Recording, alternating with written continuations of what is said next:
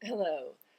Today, as you will know if you read the title, we are dealing with the big one. The biggest fear that we all face, and also the biggest meditation practice that almost every tradition, from Christian to Yogic to Buddhist, presents as like the most important meditation of all. We're talking about death. And death is the big letting go. As in the hospice tradition, when you start working in a hospice, they do a sort of game with you where they have you write down six of your favorite things in the world on six different pieces of paper. And then the person leading it goes around and just grabs some of everybody's, of someone's, a few of someone else's, none of someone else's. That's death, the big letting go. It's not just losing your money or your status or your partner or your home, it's losing everything. It's the big letting go. I'll show you some of the cards and then I'll talk a bit about the progression, how we got here. Most of the cards are pretty much the same. Here's my card, and it shows the skeleton death on a fairly frightening looking beast.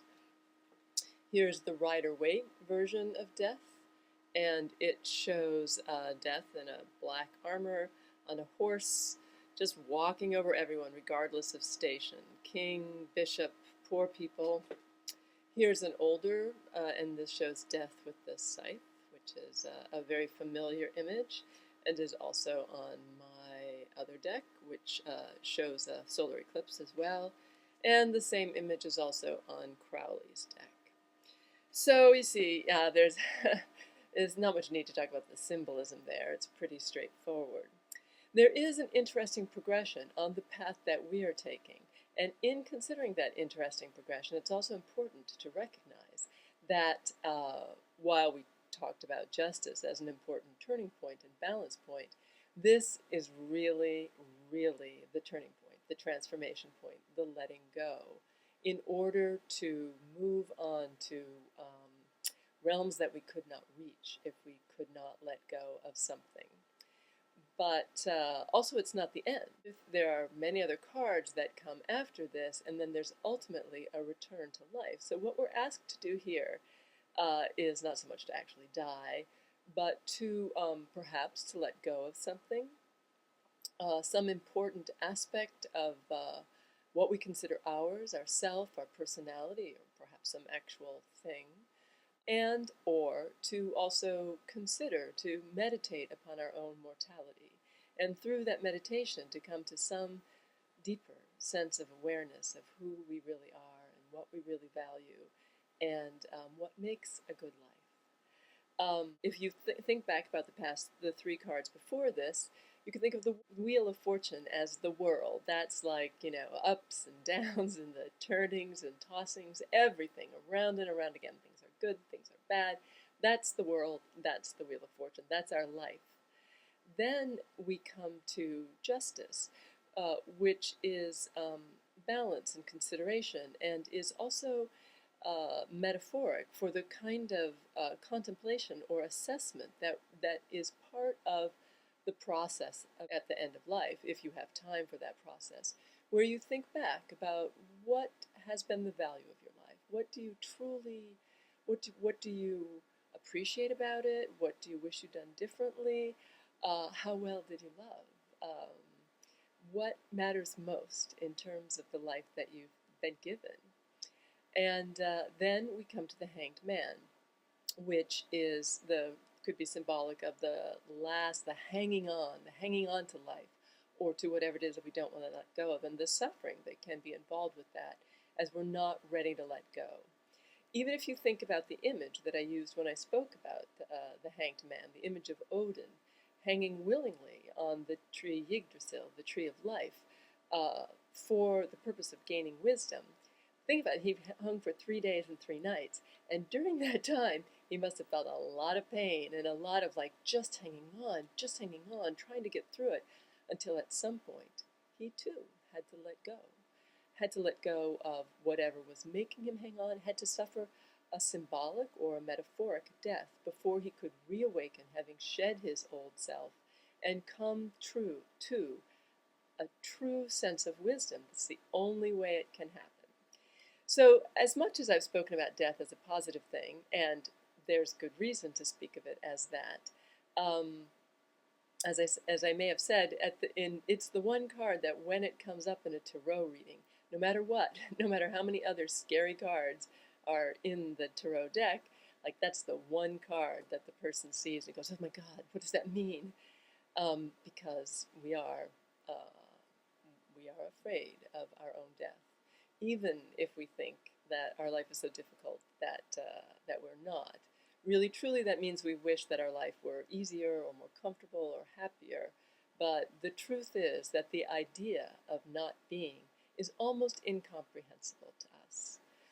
Um, and that also death, while it represents in a reading, most of the time it can represent letting go or something ending or a transformation. I mean, we should not gloss over the difficulty that this card also represents. It is not easy always to let go, no matter how much we might know that it's necessary. And sometimes that hanged man phase lasts a lot longer than we wish it did. Even in the stories that occur in many traditions of someone who goes willingly to meet death, sometimes they have to wait for a while before death returns from wherever he was. But with this card, what we are trying to do, and the practice that's involved, is like those mythological stories, like Nachiketa going to meet death because his father had willed him to death. We are trying to face death without either fighting it or running away, both of which are our natural inclinations. And in doing so, in facing our own mortality, in being willing to let go of something that we identify with strongly and may not really want to let go of, we open up to the possibility of experiencing a true transformation and a true entrance into a world that we could not possibly imagine were we not able to let go. Anyone who has been through the multiple deaths that a life involves, the multiple little deaths, knows that that is true.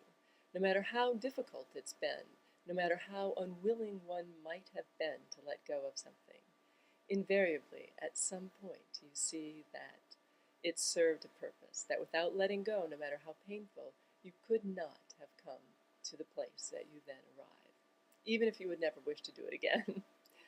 So it is a powerful day, and to expect that you would be able to let go completely today may be too much of an expectation, but if you can let go even a little bit of something that is holding you back, and even to contemplate that, to think about what it is, what aspect of yourself, of what you think you can or can't do or shouldn't do, who you think you are, what you identify with so strongly, what aspect of that might be holding you back, and can you let go? And also to contemplate your own mortality for the purpose of coming to a deeper sense of the true gift of your life. As Joseph Campbell said, the gift of a lifetime is to be who you are. And that, hopefully, is what you will gain some little glimpse of as you allow for the process of no longer hanging on, but letting go.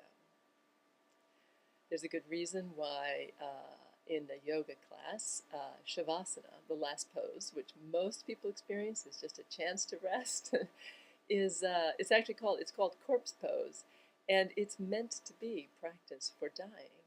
That you've done all this activity, you've moved, you've sweat, you've maybe done well at this and maybe not done well at that, but then at the end of it, it's the practice of letting go, of dying. Good luck with this powerful and important day. Without finding a way to let go, the mystical realms that we are now about to enter are not really open to us. So the more you're able to embrace the message that is both powerful and transformative, and also at times difficult, that today offers, the more truly you'll be able to enter the realms, the spiritual and mystical realms that now await us, with our next card in particular, the lovely and soothing Temperance. Talk to you soon.